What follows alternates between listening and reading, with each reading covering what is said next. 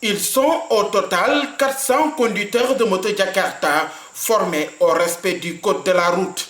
Après la formation, ils ont été équipés par le MAS. Cette nouvelle cohorte fait suite aux deux premières et nous avions l'intention de nous arrêter en fait à 200, c'était ça l'objectif premier. Mais suite aux deux premières cohortes, il y a eu un engouement tel que nous étions obligés effectivement de répondre aux autres sollicitations.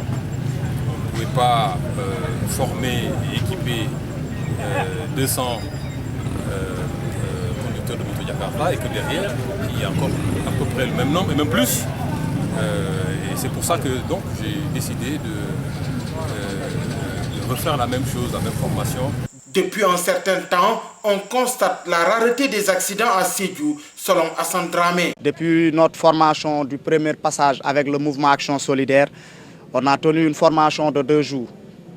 Donc depuis lors, il y a moins d'accidents, ça veut dire que les conducteurs commencent à appliquer normalement le code de la route. Ce qui a été appris lors de la formation, je vois vraiment que ça commence à s'appliquer sur les routes parce qu'actuellement, il y a moins d'accidents. Il y a moins d'accidents dans les routes de Sédhiou, vraiment. Moi, personnellement, avant de venir ici pour la formation, il y a beaucoup de choses concernant le code de la route que j'ignorais. Mais au terme de la formation, ce qu'on devait apprendre pendant 2 mois, on l'a appris en 2 jours. Donc ça, c'est très bénéfique pour nous, moi personnellement. Après Sédhiou, les communes de Médina Wandifa, Goudomp, Bounkiling, Bignona, entre autres Kolda, sollicitent cette formation pour enfin éliminer les accidents.